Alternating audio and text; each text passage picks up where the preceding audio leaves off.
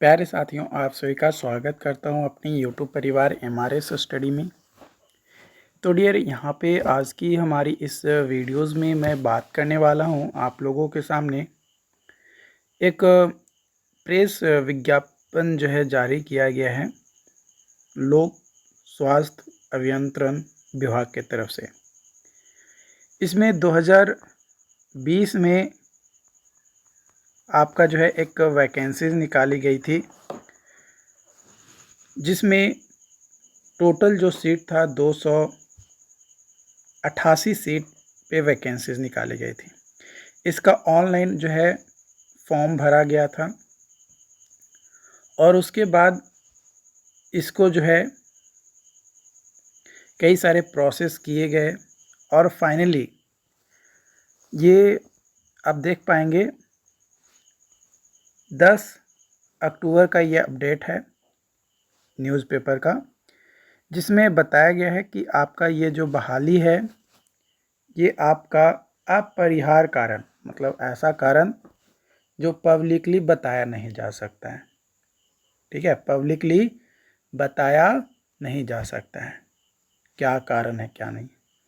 Simple मुद्दा ये समझो कि जो भी डिपार्टमेंट अभी बिहार में सक्रिय है, चाहे जिस भी डिपार्टमेंट में वैकेंसीज आ रही है, सारे वैकेंसीज कैंसिल किए जा रहे हैं जो मार्क्स बेसिस पे थे। ठीक है, जितने भी फॉर्म भरे गए 2020, 21, 22, 23, इन 3-4 सालों में जितने भी फॉर्म भरे गए जो मार्क्स बेसिस पे थे, उसमें लगभग 90% जो फॉर्म था, यानी जो एप्लीकेशन फॉर्म भरवाने के बाद उसको कैंसिल किया गया और उसको कई सारे वैकेंसीज़ को री ओपन करके और एग्ज़ाम बेसिस पे आपका करवाने की जो है बात कही गई।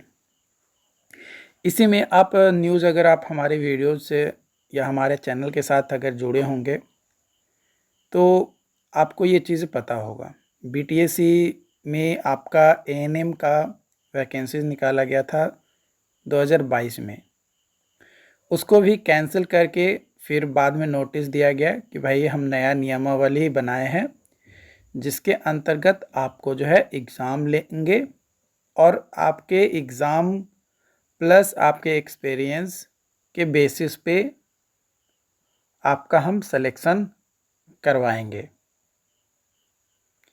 ये जो नोटिस है ये 19 सितंबर को जारी किया गया था बीटीएससी के ऑफिशियल वेबसाइट पे, आप अभी भी जाकर देख सकते हैं। उसके बाद एक और, आज से लगभग एक सप्ताह पहले, आज से एक सप्ताह पहले एक न्यूज़पेपर में आर्टिकल जारी किया गया था कि जो बीटीएससी फार्मेसी का जो वैकेंसीज रिलीज़ किया था यानी निकाला था, उस वैकेंसीज को भी कैंसिल करने की बात की जा रही थी। अब इसकी पुष्टि बीटीएससी के ऑफिशियल वेबसाइट पे अभी नहीं किया गया है, बस वो न्यूज़पेपर में दिया गया था और उसमें भी बोला गया था कि नया नियमावली आएगा जिसमें हम एग्ज़ाम बेसिस पे लेंगे।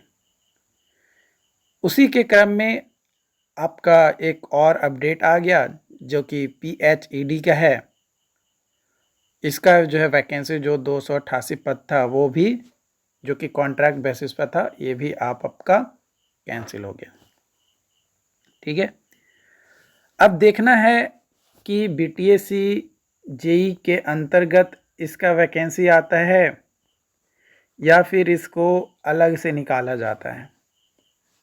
और जैसा कि आपको पता है कि बीटीएससी जेई का जो सुप्रीम कोर्ट में सुनवाई चल रही है, तो ये जो लिस्टिंग आपका दिया गया है 17 अक्टूबर का दिया गया है, यानी अब 17 अक्टूबर को देखना है कि सुप्रीम कोर्ट की तरफ से क्या फ़ैसला लिए जाते हैं या फिर से इस चीज़ को टाल दिया जाएगा, फिर से कोई ना कोई एब्सेंट हो जाता है तो टाल दिया जाएगा कि क्या होगा। 17 अक्टूबर के शाम तक आपको पता चल जाएगा। तो देखिए डियर, मैं यही कहूँगा कि बिहार का नौकरी और बिहार का राजनीतिक समझना समुद्र में एक सिक्के को खोजने के जैसा है। ठीक है, बिहार की नौकरी कब आपको लगेगी कब नहीं लगेगी इसका कोई भरोसा नहीं है। वैकेंसी आया, कभी पता चलेगा पेपर लीक, तो कभी एग्ज़ाम कैंसिल, तो कभी कुछ। अब इस चीज़ पे कई सारे लोग बोलेंगे कि ये वैकेंसीज तो इतना जल्दी जो है हमारा क्लियर करवा दिया। तो भाई एक दो वैकेंसीज को क्लियर करवा देने से सारी वैकेंसीज थोड़े क्लियर हो जाएगी हैं? और वैसे भी सिर्फ मगरमच्छ को क्लियर करते हैं, मछली को छोड़ देते हैं तड़पने के लिए कि मछली क्या तड़प तड़प के मर जाएगा, किस्सा ख़त्म, कहानी ख़त्म, और बाकी हम बैठ के तो बोलते रहवे करेंगे कि हम ये करते थे, हम वो करते थे। आपको मैं एक न्यूज़पेपर का आर्टिकल आपको दिखाता हूँ। देखिए यहाँ पे बोला गया है कि साल भर में 4 लाख युवाओं को नौकरी देने वाला बिहार पहला राज्य। अच्छा, तो ये 4 लाख युवा कहाँ हैं जिनको नौकरी मिला है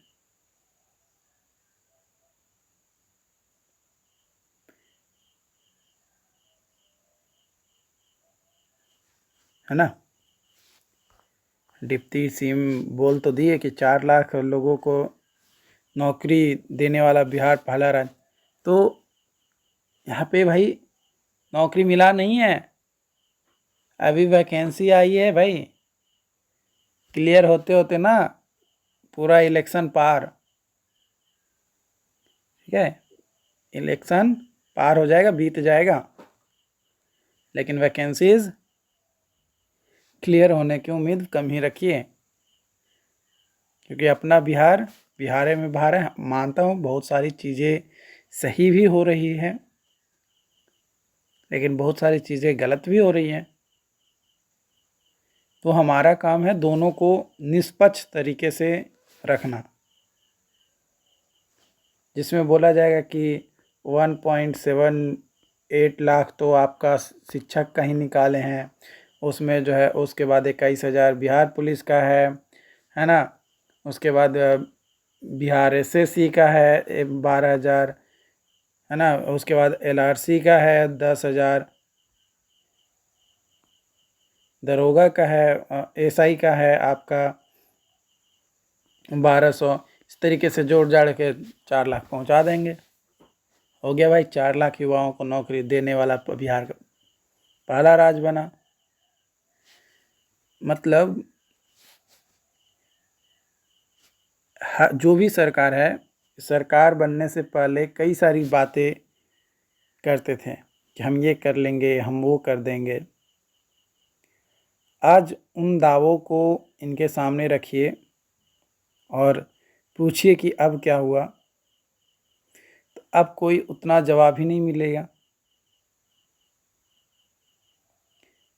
क्योंकि उसमें सरकार नहीं न थी। तो बोलने के लिए तो बोलेंगे ही, करके दिखाते तब ना। हाँ, ये चीज़ कब दिखाया जाएगा? जब इलेक्शन नज़दीक आएगा तो दिखाया जाएगा कि भाई देखो हम ये चीज़ कर लिए, हम इतना नौकरी दे दिए।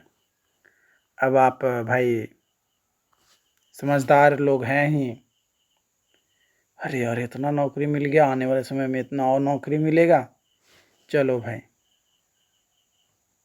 इतना करते हैं। देखो ना न्यूज़पेपर में क्या लिखा गया है, आप पढ़ सकते हो। राज्य के उप मुख्यमंत्री तेजस्वी यादव ने रविवार को सहरसा में कहा कि एक साल में 4 लाख नौकरी देने वाला बिहार पहला राज्य है।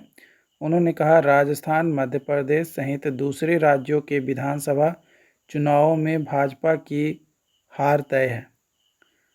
उन्होंने कहा कि भाजपा नेता किसी से डरते हैं तो वो है लालू जी। उप मुख्यमंत्री ने कहा बिहार की तर्ज पर कई राज्य में जाति गणना की मांग उठने लगी है। भाजपा जाति आधारित गणना नहीं होने देना चाहती थी, इसलिए धन्यवाद के बदले आपत्ति जता रही है ना। रविवार को वह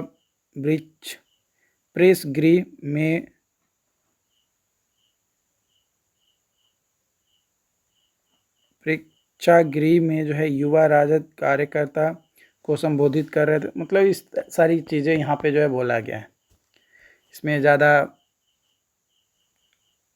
कुछ कहा नहीं जा सकता, बट जो बोला गया है इसमें ठीक है। आप वैकेंसीज तो कई सारी निकाली गई है, अब क्लियर कब तक होता है अब ये देखना ये है, क्योंकि कई सारी चीज़ों का दौर बहुत लेट होता है ना। ये सिर्फ देखो, मैं ये नहीं कह रहा हूँ कि ये बिहार सरकार का सिर्फ गलती है। हर राज्य हो या चाहे वो केंद्र सरकार हो, चाहे वो स्टेट गवर्नमेंट हो, सभी जगह इसी तरीके का माहौल है। आप ये नहीं कह सकते हो कि ये बहुत ज़्यादा अच्छा कर दिया या बहुत ज़्यादा ख़राब कर दिया। केंद्र का भी वही स्थिति है। वैकेंसीज कब आएगी ज़्यादा बल्क मात्रा में? जब भाई वोट लेना रहेगा, सिंपल बात है। बाकी इसको लेकर आपका क्या राय है? अपना राय कमेंट बॉक्स में ज़रूर कीजिएगा। और अगर कोई आपका सवाल हो या कोई स्पेशल टॉपिक हो जिस पे आप वीडियोस चाहते हैं तो आप हमें कमेंट करके ज़रूर बताइएगा। मैं आशा करता हूँ कि आपके हर कमेंट का जवाब सही और सटीक तरीके से देने की कोशिश करूँगा। Thank you.